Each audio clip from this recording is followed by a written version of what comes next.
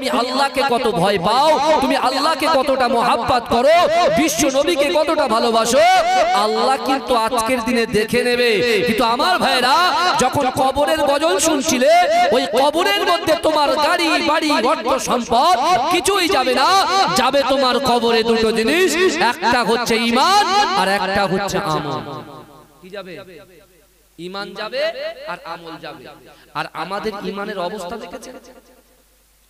আমাদের ঈমানের অবস্থা দেখেছেন? আমল তো দূরের কথা, আজকে যেটা মনে ইচ্ছা হচ্ছে আমরা সেটা করে বেড়াচ্ছি। কিন্তু আমার ভাইরা, একটা জিনিস ভালো করে বোঝার চেষ্টা করুন।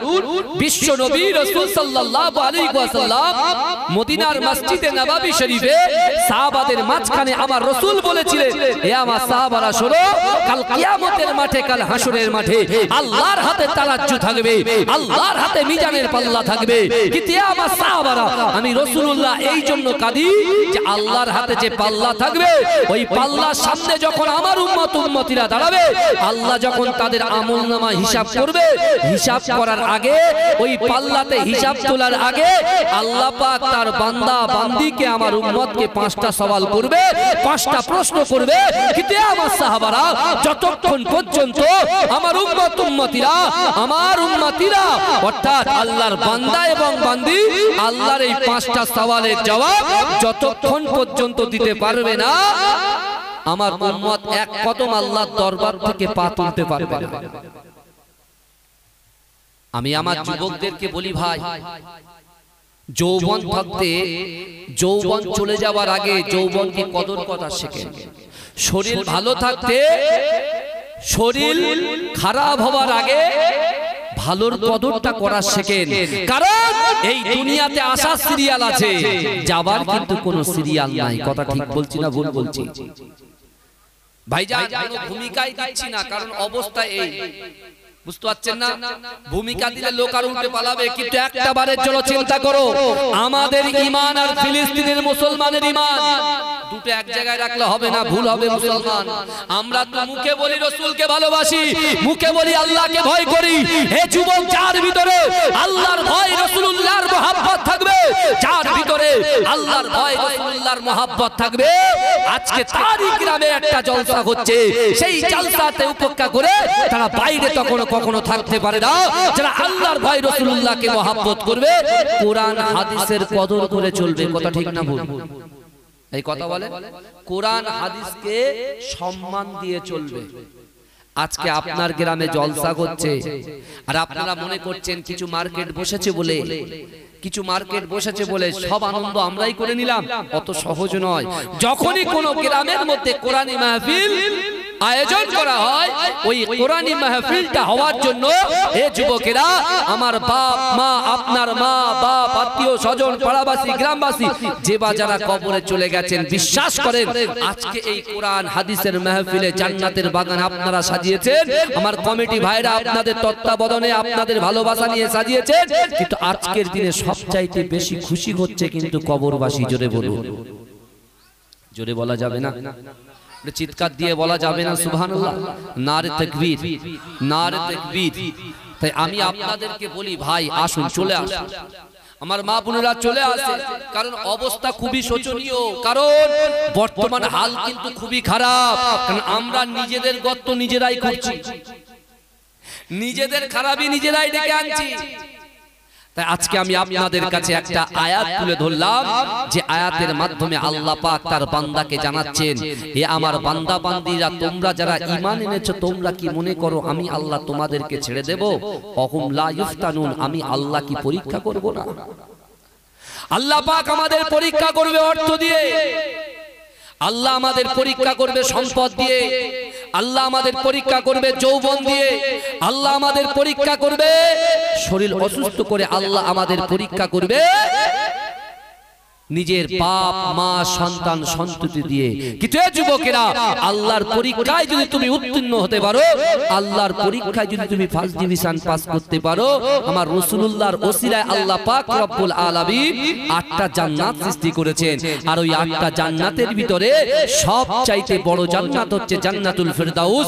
আল্লাহ বলছে দুনিয়ার জমিনে আমি আল্লাহ পাক যখন বান্দা বান্দির পরীক্ষা করব, আর ওই পরীক্ষায় যদি উত্তীর্ণ হয়ে যায়, আমি আল্লাহ ওয়াদা করলাম আমি ওই বান্দা বান্দির জন্য জান্নাতুল ফেরদাউস নসিব করে দেব। জোরে বলেন, জোরে হবে না।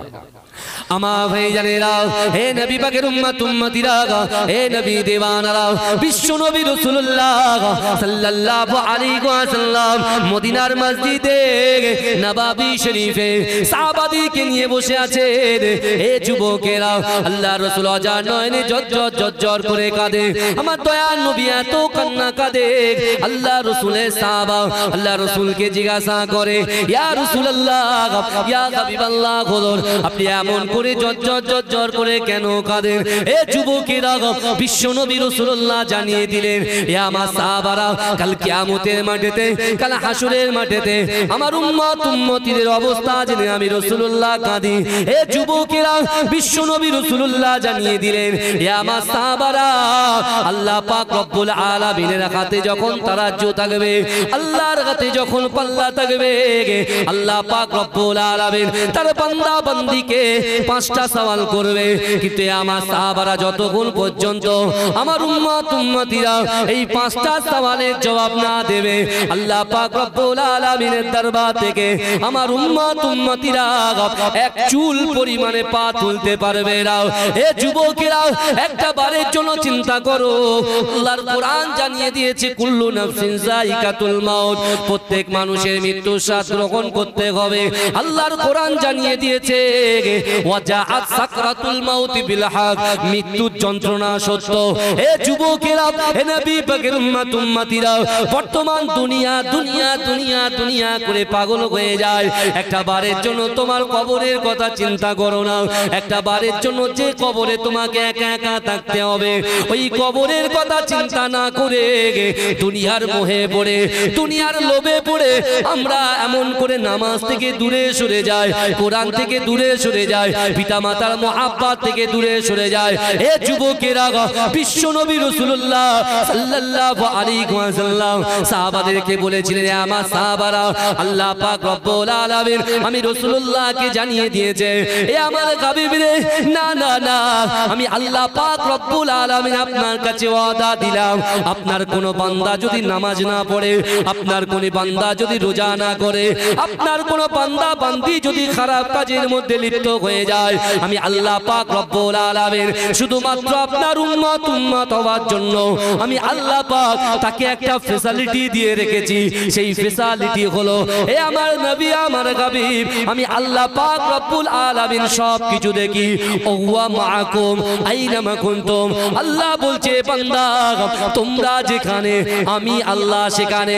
হে যুবকেরা, বিশ্ব নবী রাসূলুল্লাহ বলেন, আমার উম্মত যখন কুপথের দিশায় চলে যায়, সে যদি একটা বার ইহদিনাস সিরাতাল মুস্তাকিমের পথে এসে আল্লাহর দরবারে মাসাল্লাটা বিছিয়ে নিয়ে রাতের অন্ধকারে তার গুনার জন্য শর্মিন্দা হয়ে আল্লাহর কাছে যদি ক্ষমা চায়, আল্লাহ বলে, হাবিব রে, আমি আল্লাহ পাক আপনার উসিলায় আপনার ওই সকল উম্মত উম্মতিদেরকে তাদের গুনার বোঝাগুলোকে আমি আল্লাহ ক্ষমা করে দেব। জোরে বলেন, জোরে হবে না সুবহানাল্লাহ? ভাইজান সন্ধ্যা থেকে এখানে বসে আছেন, কিন্তু আপনারা আমার অনেক যুবক ভাইরা এসেছেন, চলে গেছে, কিন্তু আল্লাহ কোরআনে বলছেন, বান্দা ওহুয়া মাআকুম আইনামা কুনতুম, আল্লাহ বলছেন বান্দা তোমরা যেখানে আমি আল্লাহ সেখানে। তাহলে আজকে আমরা কি কাজ করলাম, কতটা আমল করলাম, কতটা আল্লাহকে ভয় পেলাম, কতটা রাসূলকে মহব্বত করলাম, সবকিছু আমার আল্লাহ দেখেছেন না দেখেননি? কথা বলেন, এই জোরে বলেন। যদি আমার কথা ভালো না লাগে আপনারা চলে যাবেন, কোনো চাপ নেই, কারণ আমি একটা জিনিস ভালো করে বিশ্বাস করি, যে জায়গায় কোরআন হাদিসের কথা আলোচনা করা হয়, যে জায়গায় কোরআন হাদিসের বয়ান করা হয়, ওই জায়গায় কোনো মানব থাকুক চাই না থাকুক, আল্লাহর ফেরেশতারা সে জায়গায় উপস্থিত থাকে। জোরে বলেন,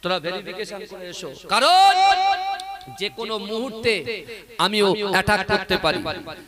তার সৈন্যগুলো এসেছেন, এই ভালো করে বোঝেন, আবরাহা বাদশার প্রজাগুলো এসেছে, এসে দেখছেন রাসূলুল্লাহ দাদু আব্দুল মুত্তালিব দুম্বার উটগুলো চড়াচ্ছে। তখন ওদের রাগ হয়ে গেছে, দুম্বা উটগুলো নিয়ে সোজা আবরাহা বাদশার দরবারে হাজির হয়ে গেছে। কিন্তু আমার ভাইরা, যেদিন আবরাহা বাদশা নিজে আসছে দেখতে, যেহেতু কাবাঘর ধ্বংস করবে, জোরে বলুন নাউজুবিল্লাহ। এই কাবাঘর কার ঘর? এই জোরে বলেন কার ঘর? এই পৃথিবীর জমিনে তিনটে মসজিদকে আল্লাহ বিশাল সম্মানিত করেছেন, বিশাল সম্মানিত করেছেন। একটা হচ্ছে কি মসজিদুল হারাম, কাবা বাইতুল্লাহ শরীফ। দ্বিতীয় নম্বর মসজিদুন নববী, আর তৃতীয় নম্বর হচ্ছে বাইতুল মুকাদ্দাস। জোরে বলুন সুবহানাল্লাহ। যে বাইতুল মুকাদ্দাসটাকে টোটাল ফিলিস্তিনিদেরকে এমন করে ওরা ওদের অধীনে নিতে যাওয়ার জন্য কিভাবে বাচ্চাদেরকে, মায়া বোনদেরকে কিভাবে অত্যাচার করছে। কিন্তু আমার ভাইরা, এখন বর্তমান সময়ে আমরা কি করব ফিলিস্তিনের জন্য? অনেকে তো কমেন্টে লিখছে, যাও না, এখানে কেন বকবক করছো, ফিলিস্তিনে চলে যাও।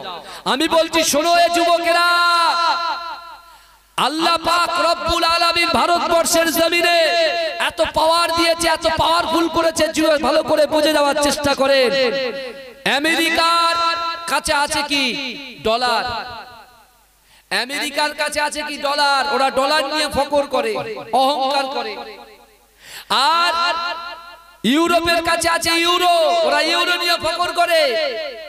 কিন্তু ভারতবর্ষের মুসলমান কি নিয়ে ফখর করে? ভারতবর্ষের মুসলমানরা অহংকার করে আমার রাসূলুল্লাহ নেক নজরে। জোরে বলুন, এই জোরে বলা যাবে না? আমার রাসূলুল্লাহর নজরটা কিন্তু ভারতবর্ষের দিকে আছে। এ যুবক, তুই ভালো করে বোঝার চেষ্টা করো।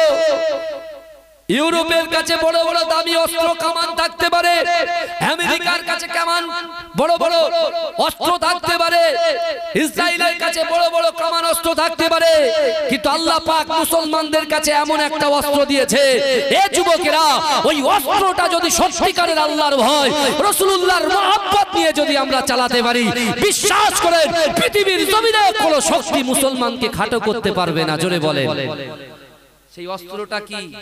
সেই অস্ত্রটা আল্লাহ দিয়েছে দোয়া। জোরে বলেন, এই জোরে বলবেন না? সেই অস্ত্রটাই হলো দোয়া, কারণ দোয়া মানুষের তাকদীর পরিবর্তন করে দেয়। জোরে বলবেন না? আবরাহা বাদশা যখন এসেছেন, আবরাহার সঙ্গে রাসূলুল্লাহর দাদু আব্দুল মুত্তালিবের সামনাসামনি ফেস টু ফেস সাক্ষাৎ। ফেস টু ফেস যখন সাক্ষাৎ করলেন, তখন আবরাহা বাদশাকে আব্দুল মুত্তালিব বলছে, কি ব্যাপার, আপনার সৈন্যগুলো আমার দুম্বা, আমার উটগুলো নিয়ে চলে গেল, আপনার সাথে আমার কি লেনা দেনা? কাবা ঘর তো আল্লাহর ঘর, কাবা ঘর তো আল্লাহর ঘর। আবরাহা বাদশা বলছে, সত্যি কেউ তো আমাকে বাধা দিচ্ছে না।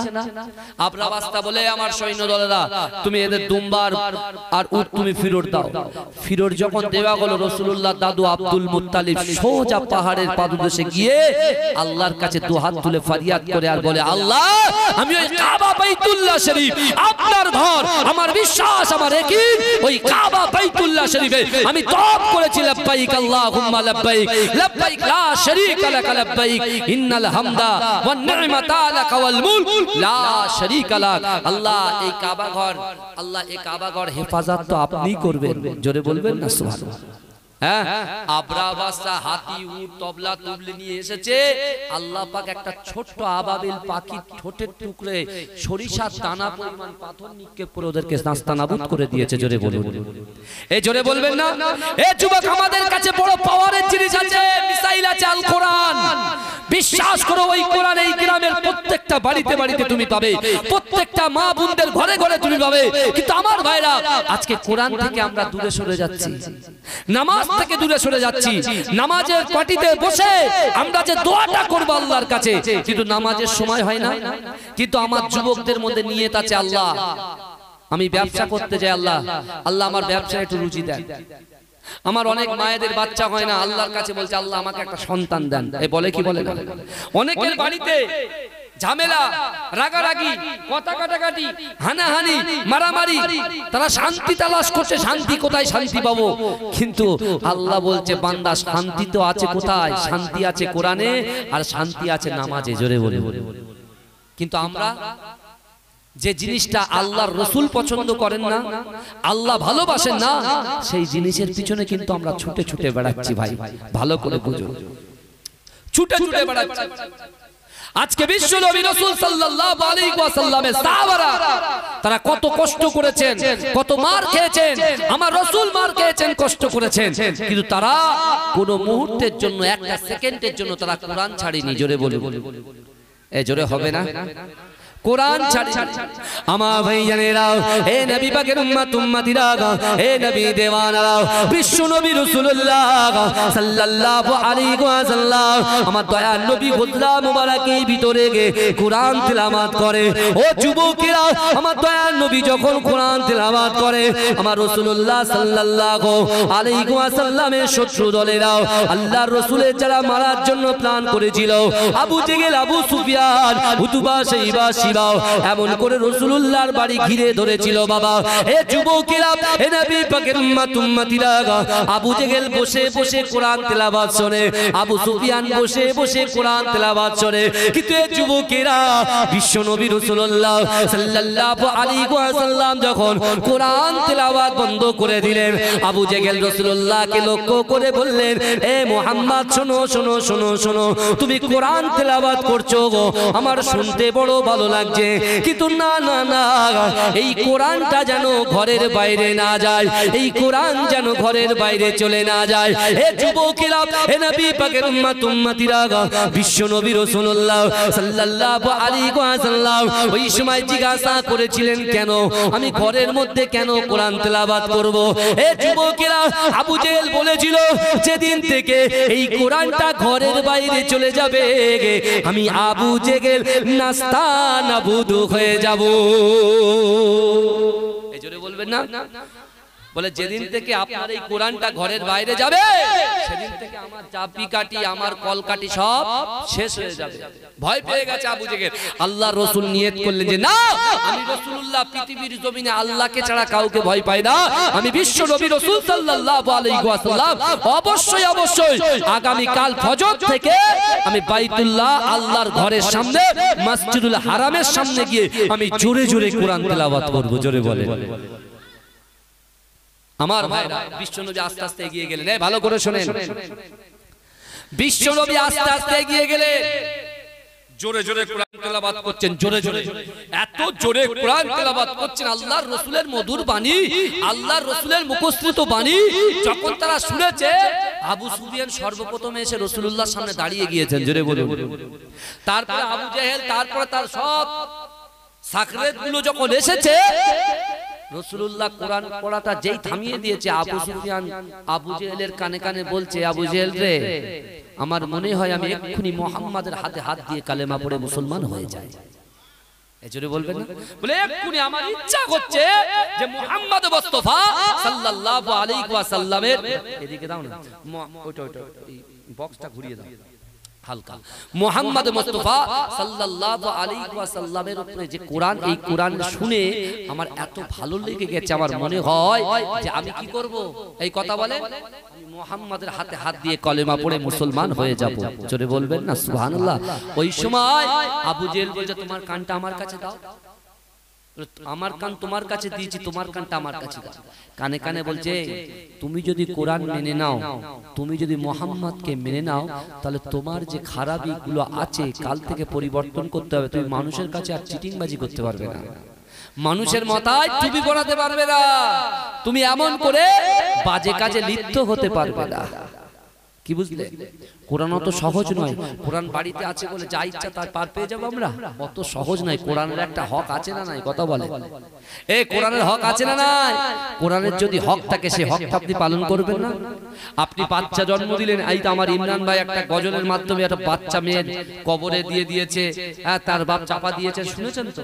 তাই বাচ্চা আপনি নিয়েছেন, স্বামী স্ত্রী দুজন আপনারা আলোচনা করে বাচ্চা নিয়েছেন, বাচ্চা যখন নিয়েছেন, বাচ্চার তো একটা হক আছে, সে হক আপনি পালন করবেন। আপনি বিবাহ করেছেন, আপনার স্ত্রীর তো একটা হক আছে, সেই স্ত্রীর হক আদায় করবেন না? আপনি স্ত্রী, আপনার স্বামীর উপরে তো একটা হক আছে, স্বামীর হক আদায় করবেন না? প্রত্যেকটা জিনিসে একটা হুকুকুল্লাহ আল্লাহর হক আর হুকুকুল ইবাদ বান্দার হক, এই দুটো হক কিন্তু বুঝিয়ে দিতে হবে মা। অত সহজ নয়। এখন যদি আপনি মনে করেন যে আমি নামাজ পড়েছি, রোজা রেখেছি, যাকাত দিয়েছি, সব কিছু করেছি, কিন্তু মানুষের সঙ্গে অসৎ ব্যবহার করেছি, মা বাবার সঙ্গে দুর্ব্যবহার করেছি, স্ত্রীর সঙ্গে দুর্ব্যবহার করেছি, স্বামীর সঙ্গে দুর্ব্যবহার করেছি, সন্তানের হক আদায় করিনি, বিশ্বাস করে তোমার নামাজ তোমাকে জান্নাতে নিয়ে যেতে পারবে না, তোমার কোরআন তেলাওয়াত তোমাকে জান্নাতে নিয়ে যেতে পারবে না। আল্লাহ বলবে ফেরেশতা এরা আমার হক আদায় করেছে, ঠিক আছে এদেরকে জান্নাতে দিয়ে দে। এই যুবকেরা আল্লাহ জান্নাতি ফেরেশতা ওই যুবক যুবতী ওই মুরব্বির হাতটা ধরে টেনে টেনে যখন জান্নাতের দিকে নিয়ে যাবে, পিছন থেকে বড় বেটা হাত ধরে টানবে, বলে আল্লাহ দাঁড়ান, হিসাবটা আগে আমার বুঝিয়ে দিয়ে যান। আমার বাপকে আপনি জান্নাতে দিচ্ছেন, আগে হিসাবটা বোঝাতে যান। বলে কেন, কি হয়েছে? বলে আল্লাহ আমার বাপ আমার হক আদায় করেনি, শুধু জন্ম দিয়ে ছেড়ে দিয়েছেন। আমার বাপ যদি আমার কোরআন তেলাওয়াতের কথা একটা বার তাগিদ দিত, একবার যদি নামাজের কথা আমাকে বলতো, আল্লাহ আমি কিন্তু নামাজি হতাম, বেনামাজি থাকতাম না। আমি ফ্রি ফায়ার খেলেছি, আমি মোবাইলে সময় দিয়েছি, আমি ফেসবুকে সময় দিয়েছি, আমার মা বাপ মেনে নিয়েছে, একটা বারের জন্য মা বাপ আমাকে তাগিদ দেয়নি। আল্লাহ যদি আমার মা বাপ যদি একটা চড় মেরে একবার যদি আমাকে বুঝিয়ে দিত, হয়তো আমি বাজে রাস্তায় যেতাম না।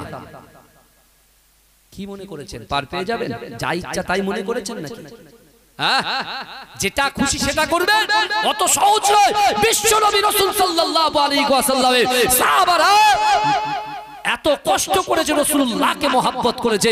এ যুবক কোরআন বলছে ইয়া আইয়ুহাল্লাযীনা আমানুত্তাকুল্লাহ, ইয়া আইয়ুহাল্লাযীনা আমানু, হে আমার বিশ্বাসী ঈমানদার বান্দারা, ওয়াত্তাকুল্লাহ, আমি আল্লাহ আমাকে ভয় করো। আমাদের যদি আল্লাহর ভয় থাকতো, গ্রামে কিন্তু 1200-1300 উপরে লোক আছে, আছে না নাই? বেশি আছে, এই দেখেন পর্দার বাইরে থেকে বলছে বেশি আছে। হ্যাঁ বুঝতে পেরেছি, বেশি আছে। হ্যাঁ দেখেছো তো অবস্থা। আচ্ছা ইসলাম ভাই তুমি আমার পাশে চলে এসো, ওখান থেকে না বলে চলে এসো এখানে। কিন্তু আমার ভাইরা, হেদায়েত দেওয়ার মালিক কে? এই জোরে বলেন, হেদায়েত দেওয়ার মালিক কে? দুনিয়ার কোন মানুষ হেদায়েত দেওয়ার মালিক নয়, হেদায়েত দেওয়ার মালিক হচ্ছে আল্লাহ। কিন্তু আল্লাহ একটা রাস্তা কোরআন দিয়ে গেছে, কোরআন, ওই কোরআন পড়ো আর শেখো। হে যুবকেরা ভালো করে বোঝার চেষ্টা করো, বিশ্ব নবী রাসূলুল্লাহ সাহাবারা তাদের জীবনের জিন্দেগিতে কত কষ্ট করেছে। আমার ভাইজানেরা, হে নবী পাকের উম্মত উম্মতিরা, হে নবী দেওয়ানারা, বিশ্ব নবী রাসূলুল্লাহ সাল্লাল্লাহু আলাইহি ওয়াসাল্লাম মদিনার মসজিদে নববী শরীফে সাহাবাদেরকে একত্রিত করলেন। হে যুবকেরা একটু ভালো করে বোঝার চেষ্টা করেন। বিশ্ব নবী রাসূলুল্লাহ সাহাবাদেরকে একত্রিত করে বললেন, হে আমার সাহাবারা, আমি রাসূলুল্লাহ যখন দুনিয়ার জমিনে থাকবো না, হে আমার সাহাবারা, আমি রাসূলুল্লাহ যে দিনের তাজ করি, আমি রাসূলুল্লাহ যে দিনের দাওয়াত দিই, আমি রাসূলুল্লাহ যে মানুষের ঘরে ঘরে পৌঁছে যায়, ও আমার সাহাবারা, আমি যখন থাকবো না তোমরাও আমার কাজটা এমন করে জারি রেখো। হে যুবকেরা, হে নবী পাকের উম্মত উম্মতিরা, হায়াতুন নবী, নূর নবী, হাবিবে লবিবে তাবিব জনাবে মুহাম্মদ মুস্তাফা সাল্লাল্লাহু আলাইহি ওয়াসাল্লাম যখন দুনিয়া থেকে পর্দা নিলেন, হে যুবকেরা, একজন সাহাবা বাড়িতে বসে ফুপিয়ে ফুপিয়ে কাঁদে, ফুপিয়ে ফুপিয়ে কাঁদে। হে যুবকেরা, ওই সাহাবার স্ত্রী সাহাবাকে জিজ্ঞাসা করলেন, হে আল্লাহর রাসূলের জলিল কদর সাহাবা, আপনি এমন করে জজ্জর জজ্জর করে কেন কাঁদেন? বলছো আমার স্ত্রী রে। না না না না, বিশ্ব নবী রাসূলুল্লাহ সাল্লাল্লাহু আলাইহি ওয়াসাল্লাম কিছুদিন আগে আমাদেরকে একত্রিত করে বলে গিয়েছেন, হে আমার সাহাবারা, আমি রাসূলুল্লাহ যখন দুনিয়ার জমিনে থাকবো না, ওই সময় আমি রাসূলুল্লাহ যখন এমন করে দিনের দাওয়াত দিতাম, কোরআনের দাওয়াত দিতাম, এই দাওয়াতগুলো তোমরা জারি রাখবে। কিন্তু না না না না না, ও আমার স্ত্রী রে, আমি রাসূলুল্লাহ সেই কথাটা আমল করতে চাই, আমি রাসূলুল্লাহ সেই কথাটা আমল করতে চাই। কিন্তু না না না, তোমার পেটে তো আমার একটা বাচ্চা আছে, তোমার পেটের ভিতরে একটা বাচ্চা আছে, আমি এই বাচ্চা সমেত তোমাকে রেখে দিনের দাওয়াত কেমন করে দিতে যাব? হে যুবকেরা, হে নবী পাকের উম্মত উম্মতিরা, হে নবী দেওয়ানারা, আল্লাহ পাক কোরআনে বলছেন ইয়া আইয়ুহাল্লাযীনা আমানুত্তাকুল্লাহ, ইয়া আইয়ুহাল্লাযীনা আমানু, হে আমার বিশ্বাসী ঈমানদার বান্দারা, ওয়াত্তাকুল্লাহ, আমি আল্লাহ আমাকে ভয় করো। হে যুবকেরা, আল্লাহ রাসূল জানিয়ে দিলেন লা ইউমিনু আহাদুকুম হাত্তা আকুনা আহাব্বা ইলাইহি মিন ওয়ালিদিহি ওয়া ওয়ালাদিহি ওয়ান নাসি আজমাইন। রাসূল বলছে আমার সাহাবারা, তোমরা ততক্ষণ পর্যন্ত পূর্ণ ঈমানদার হতে পারবে না যতক্ষণ পর্যন্ত তোমাদের পিতা মাতা, তোমাদের সন্তান সন্ততি, তোমাদের আত্মীয় পরিজন, পাড়াবাসী, গ্রামবাসী সকলের থেকে বেশি আমি রাসূলুল্লাহকে মুহাব্বত করতে হবে। ও আমার সাহাবারা, এদের থেকে যদি সকলের থেকে বেশি আমি রাসূলুল্লাহকে মুহাব্বত করো, আমি রাসূলুল্লাহ তোমাদের জানিয়ে দিলাম তোমরাই হবে ঈমানদার। এই জোরে বলবেন না? ভালো করে বুঝতে হবে কথা। কবরে দুটো জিনিস যাবে, প্রথমে বলেছি যারা এক দুজন ছিল তারা বুঝতে পেরেছে, ভালো করে বোঝেন। কবরে দুটো জিনিস যাবে, ঈমান যাবে, আমল যাবে, আর আল্লাহ দুটো জিনিস দেখে নেবে। আল্লাহ বান্দাকে দুটো জিনিস দেখবে বাবাজি, ভালো করে চলে। মাঝরাই হুজুর পীরকে আওলাদ ভুলে গেলাম, বুঝতে পারছেন না? অত সহজ নয়। আর আমি আপনাদের এখানে গ্রামে ছেলে খেলা করতে তো আসিনি, আমি কিছু বলতে এসেছি। সামনে লোক থাকবে, সুবহানাল্লাহ বলবে, আলহামদুলিল্লাহ বলবে, তাকবীর দেবে, আমাকে উৎসাহ দেবে, তারপরে তো কত সুন্দরভাবে আলোচনা হবে। কিন্তু আমার ভাইরা একটু ভালো করে বোঝার চেষ্টা করেন, আল্লাহ দুটো জিনিস বান্দাকে দেখে নেবে, কিন্তু যে বান্দা আমার কতটা ভয় করে, আর বান্দা আমি যাকে সৃষ্টি না করলে দুনিয়ায় কিছু সৃষ্টি হতো না, সেই বিশ্ব নবীকে কত মহাব্বত করে। জোরে বলে, এই জোরে বলবেন। আপনি বলছেন হুজুর আমি নামাজ পড়েছি, রোজা রেখেছি, হজ করেছি, যাকাত দিয়েছি, ঠিক আছে আপনি করেছেন, আলহামদুলিল্লাহ, আল্লাহ আপনার করার তৌফিক দিন সকলকে, বলুন আমিন। কিন্তু আপনার কলিজার ভিতরে রাসূলুল্লাহর ভয় নেই।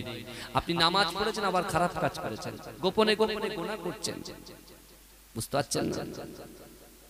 এখন রাসূলুল্লাহ সাল্লাল্লাহু আলাইহি ওয়াসাল্লামের সাহাবা বলছেন ইয়া আমার স্ত্রী রে, শোনো তুমি তো প্রেগন্যান্ট, আর তোমাকে আমি এভাবে ছেড়ে আমি কি করে যাব দিনের দাওয়াত দিতে? আহা হা, আল্লাহু আকবার, আল্লাহু আকবার। ভালো করে বোঝার চেষ্টা করেন। স্ত্রী যদি আল্লাহর ওলিয়া হয়, স্ত্রী যদি তার ঈমানি পাওয়ার, ঈমানি তাকাত এবং ঈমানি বিশ্বাস, আল্লাহর মুহাব্বত, রাসূলুল্লাহর ভালোবাসা, আল্লাহর ভয় যদি সেই বিবির অন্তরে থাকে, বিবি তখন অ্যানসার দিচ্ছে। দেখেন এরকম বিবি থাকলে তো আল্লাহ ঘরের মধ্যে রহমত বর্ষণ করবে। জোরে বলে, বিবি বলছে শোনেন, আপনি আমার পেটে বাচ্চা, আমার পেটে বাচ্চা আছে, আপনার সন্তান আছে, তাহলে আপনি থেকে যদি আল্লাহ আমার শরীর খারাপ দেয়, আপনার কিছু করার আছে? ভালো করে বুঝবেন, কত সুন্দর কথা বলছে। দেখেন বলছে আপনি আছেন বাড়িতে, কিন্তু আল্লাহ যদি আমার শরীর অসুস্থ করে দেয়, আপনার কি কিছু করার আছে? বলছে না। বলছে আপনি যখন থাকবেন না, আল্লাহ যদি আমার শরীরকে ভালো রাখে, তাহলে আপনার কি কোনো প্রয়োজন আছে? বলছেন না। জোরে বলবেন না সুবহানাল্লাহ। বলে যান আমি আপনাকে পারমিশন দিলাম। আরে আমরা রাসূলকে এতটা মহব্বত করি, আল্লাহকে এতটা ভয় করি যে আজকে 2 ঘন্টার জন্য আমাদের সময় বার করতে পারি না, আবার সেই আল্লাহর কাছে আমরা গিয়ে বলছি আল্লাহ আপনি আমার ব্যবসায় বরকত দিন, আল্লাহ আমার শরীর অসুস্থ, সন্তানের শরীরকে সুস্থ করে দিন। আল্লাহ বলছে হ্যাঁ, কোরআন হাদিসের কথা হচ্ছে তোদের গ্রামে, আর যে মাটিটা কাল কিয়ামতের মাঠে আমি আল্লাহর কাছে সাক্ষ্য দেবে, সেই মাটিটা তোরা পছন্দ করলি না? গজল যখন হচ্ছিল প্রচুর লোক ছিল। এই ভালো করে কিছু মনে করবেন না বাবাজি, আমি কারোর বিরুদ্ধে বলি না, আর ইমরান হচ্ছে আমার ভাই, বুঝলেন, বন্ধু, কিন্তু বিশ্বাস করে আমি আপনি আমরা যারা এই জায়গায় এসেছি, মেন হচ্ছে, মূল হচ্ছে নিয়ত। কটা ভাই কতটা কি নিয়ত করেছেন, কটা মা কি নিয়ত করেছেন, সেই নিয়তের উপরে ডিপেন্ডেন্ট হবে প্রত্যেকটা বিষয়। অত সহজ নয়। রাসূল বলছেন ইন্নাল আবদা, ভালো করে বুঝুন বাবাজি, রাসূল বলছেন ইন্নাল আবদা, নিশ্চয়ই কোন আল্লাহর বান্দা, লা ইয়ামালু আমালা আহলিন নার, জাহান্নামবাসীদের কাজ করে। জাহান্নামে যেতে এক পা বাকি। কপা বাকি কথা বলেন বাবাজি? আমার দিকে তাকাও, বাদ দেন না, বাচ্চারা যা করে করুক, আমি তো কোনোদিন কান দিইনি। আমি কোনো দিকেই কান দিইনি, কে আসলো কে বসলো, আমি আল্লাহর উপরে তাওয়াক্কাল করে বসেছি ভাই। বিশ্বাস করে আমি ভাবতে পারিনি যে এতটা লোক হবে। আমি তো এর আগে অন্য অন্য জায়গায় জলসায় গেছি, গজলের প্রোগ্রামের পরে এরকম বসা খুব টাফের ব্যাপার আছে বুঝলেন। বাড়ি কুটুম কুটুম এসেছে, তাদের খাবার টাবার দিয়ে একেবারে যে 10 মিনিট আগে দোয়া হবে ইনশাআল্লাহ বুঝবে, আলহামদুলিল্লাহ, তাতে আমার কোনো ব্যথা নেই। কিন্তু আমি এসেছি, আপনারা খুশি তো নাকি? এই কথা বলেন বাবাজি, কারা কারা খুশি একটু হাত তোলেন দিন। নারে তাকবীর। আল্লাহ যে সকল ভাইরা হাত তুলেছে আল্লাহ সকলকে দিদারে কাবা দিদারে মদিনা না দেখিয়ে মৃত্যু দেবেন না, বলুন আমিন। একটু দরুদ শরীফ পড়ুন, আল্লাহুম্মা সাল্লি আলা, জোরে জোরে পড়েন, জোরে জোরে বাবাজি।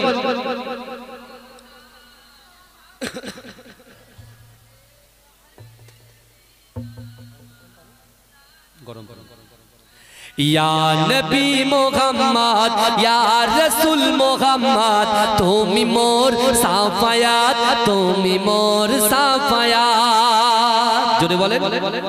এতক্ষণ তো গজল শুনলেন, হ্যাঁ আলহামদুলিল্লাহ। তার বন্ধুর গজলটা একটু শোনেন। আমার ভেতরে বসতে হবে না, ডাইরেক্ট এসে সামনে এসে দাঁড়িয়ে থাকেন, কোনো অসুবিধা নেই। ইয়া নবী মুহাম্মদ ইয়া রাসূল মুহাম্মদ, তুমি মোর সাফায়াত, তুমি মোর সাফায়াত। ইয়া নবী মুহাম্মদ ইয়া রাসূল মুহাম্মদ, তুমি মোর সাফায়াত, তুমি মোর সাফায়াত। পেলে দিদার একটিবার তোমাকে খোদার কসম, কলিজা কোন দিয়ে তখন ধোয়াবো তোমার কদম। ওয়াইস কুরুনি দেখেনি ভাঙে ইশকে সকল দাগাত, তুমি মোর সাফায়াত, তুমি মোর সাফায়াত। আচ্ছা, আপনি রাসূলুল্লাহর জন্য এক্ষুনি নিজের দাঁত ভাঙতে পারবেন? আমরা পারবো না, কারণ গোশ খেতে হবে যে। এখনো তো সবে মাত্র 30 বছরে পা দিয়েছি, 30 বছরে পা দিয়েছি, এখন তো গোশ খেতে হবে, দিশি মোরগ খেতে হবে, নানান রকম জিনিস খেতে হবে। কিন্তু বিশ্বাস করো, ওয়াইসাল কারণীকে আল্লাহ ক্ষমতা দিয়েছিল, আল্লাহ ক্ষমতা দিয়েছিল রাসূলুল্লাহ দিদারের জন্য, আল্লাহ ক্ষমতা দিয়েছিল। কিন্তু ওয়াইসাল কারণী হুকুকুল ইবাদ পালন করার জন্য আল্লাহর রাসূলুল্লাহকে, আল্লাহর রাসূলুল্লাহর মহব্বতকে বুকে চেপে রেখে তার মাকে খিদমত করেছে। জোরে বলুন, জোরে বলবেন না? ওয়াইসাল কারণী নিজের দাঁত ফেলে দিয়েছে, নিজের দাঁত। কারণ রাসূলুল্লাহ সাল্লাল্লাহু আলাইহি ওয়াসাল্লাম ওহদ প্রান্তরে রাসূলুল্লাহ দন্ত মোবারক শহীদ হয়েছিল। কোন দাঁতটা শহীদ হয়েছিল কেউ তো বলতে পারেনি। ওয়াইসাল কারণী যখন শুনলেন আল্লাহর রাসূলের গোলাম, আল্লাহর রাসূলের আশিক, আল্লাহর রাসূলের মহব্বতের পাগল ওয়াইসাল কারণী কি করছেন, একটা নোড়া দিয়ে একটা পাথর দিয়ে সব কটা দাঁতকে ফেলে দিয়েছে। জোরে বলুন, কেন ফেলেছে? এই পাগল বলে না, আমার রাসূলুল্লাহ সাল্লাল্লাহু আলাইহি ওয়াসাল্লাম দ্বীনকে প্রতিষ্ঠিত করতে, কোরআনকে প্রত্যেক বাড়িতে বাড়িতে বন্টন করার জন্য আমার রাসূলুল্লাহ নিজের দন্ত মোবারক শহীদ করেছেন। কোন দাঁতটা শহীদ করেছেন? তাই আমি রাসূলুল্লাহর মহব্বতে, রাসূলুল্লাহর ভালোবাসায় নিজের সবকটা দাঁত ফেলে দিলাম। জোরে বলে। কিন্তু এই ওয়াইসাল কারণে কি পাবে? রাসূলকে মহব্বত করে কি পাবে পরে বলছি, ভালো করে শুনুন। ইয়া নবী মুহাম্মদ ইয়া রাসূল মুহাম্মদ, তুমি মোর সাফায়াত, তুমি মোর সাফায়াত, তুমি মোর সাফায়াত, তুমি মোর সাফায়াত। পেলে দিদার একটিবার তোমাকে খোদার কসম, কলিজা কোন দিয়ে তখন ধোয়াবো তোমার কদম। ওয়াইস কুরুনি দেখেনি ভাঙে ইশকে সকল দাগাত, তুমি মোর সাফায়াত, তুমি মোর সাফায়াত। কোরআন দেখ 101, আল কোরআনে নবীর নাম, দুটি কম আল্লাহর নাম, 99 গিয়ে থাম। কোরআন দেখ 101, আল কোরআনে নবীর নাম, দুটি কম আল্লাহর নাম, 99 গিয়ে থাম। কুসুম বিগিন দেখো ডিম, এর পাবে না কোনো সাগাত, তুমি মোর সাফায়াত, তুমি মোর সাফায়াত। পেলে দিদার একটিবার তোমাকে খোদার সকল নবীর আগে জান্নাতে যাব। ওই সময় সাহাবাদের মধ্যে থেকে একজন সাহাবাকে আল্লাহ রাসূলকে বলেছিলেন, ইয়া রাসূলুল্লাহ, ইয়া হাবিবাল্লাহ, বলুন আপনি সবার আগে জান্নাতে চলে যাবেন, আমাদের অবস্থা কি হবে? এ যুবকেরা, এ নবী পাকের উম্মত উম্মতিরা, ওই সময় বিশ্ব নবী রাসূলুল্লাহ চোখের পানি ফেলতে ফেলতে আমার দয়ার নবী সাহাবাদেরকে জানিয়ে দিলেন, এ আমার সাহাবারা, আমি রাসূলুল্লাহ তোমাদেরকে জানিয়ে দিলাম, হুরিমাতুল জান্নাতু আলা উমামি হাত্তা আদখুলাহা। দুনিয়ার জমিনে যত পয়গম্বর এসেছে, ওই সকল পয়গম্বরের যত উম্মত এসেছে, বাপ আদম থেকে শুরু করে হযরত ঈসা আলাইহিস সালাতু ওয়াস সালাম পর্যন্ত যত উম্মত এসেছে, ওই সকল উম্মত উম্মতিদের জান্নাতে যাওয়া ততক্ষণ পর্যন্ত হারাম, যতক্ষণ পর্যন্ত আমি রাসূলুল্লাহ আমার উম্মত আগে দয়ার জান্নাতে না যাবে।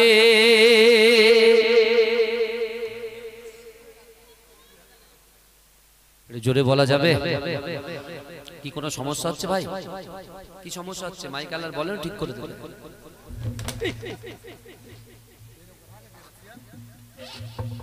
সাবধান, একটু জিকির করুন, লা ইলাহা ইল্লাল্লাহ।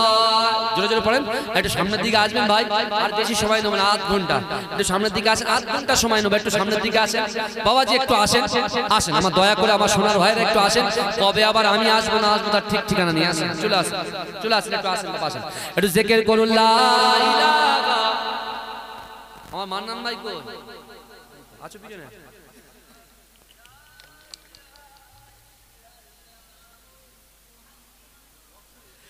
হে প্রভু রহমান, তোমারই সেরা দান, নূরানী আল কোরআন, নূরানী আল কোরআন। এই জোরে হবে না ভাইজান? এটা বললে কি সমস্যা আছে? হ্যাঁ, একটু জোরে বলেন সুবহানাল্লাহ। এতক্ষণ তো অন্যরকম জগতে ছিলেন, এবার একটু অন্য জগতে চলে আসেন। আল্লাহর কোরআন বলছে, ওয়াসারিউ ইলা মাগফিরাতিম মির রাব্বিকুম ওয়া জান্নাতিন আরদুহাস সামাওয়াতু ওয়াল আরদ উইদ্দাত লিল মুত্তাকিন। ভালো করে বুঝবেন, আল্লাহ কোরআনে বলছেন ওয়াসারিউ, অতি দ্রুত অগ্রসর হও আমি আল্লাহ আমার ক্ষমার দিকে। জোরে বলেন। তা আমরা ক্ষমার দিকে এসেছি? এই ক্ষমার দিকে এসেছি তো? এই জায়গায় ক্ষমা হবে, হবে কি হবে না? কত আল্লাহর ওলির ঘটনা, বহু ঘটনা, 200-300 ঘটনা মুখস্থ আছে, যাই হোক, কিন্তু আমার ভাইরা কত আল্লাহর ওলিরা চামড়া চোখে দেখেছেন, গুনার বোঝা মাথায় নিয়ে ঢুকেছেন, যখন বেরোচ্ছে নেকির বোঝা নিয়ে বেরোচ্ছে। জোরে বলুন, এই জোরে বলবেন না? তা আমরা আজকে একটা কোরআনী গজল শুনবো, কেন কোরআন হচ্ছে জান্নাতের দিশা। আমার কোরআন হচ্ছে শান্তির পথ দেখায়, মানুষে মানুষে ভ্রাতৃত্ব বাড়ায়, স্বামী স্ত্রী মহাব্বত বাড়ায়, সন্তানের সঙ্গে বাপের মহাব্বত বাড়ায়, বাপের সঙ্গে সন্তানের মহাব্বত বাড়ায়, গ্রামবাসীর সঙ্গে গ্রামের ভাই ভাই কুল্লু মুসলিমুন ইখওয়ান, একটা মুসলমান অপর মুসলমান মহাব্বত বাড়িয়ে দেয়। জোরে বলেন, জোরে বলা যাবে না? নারে তাকবীর, নারে তাকবীর।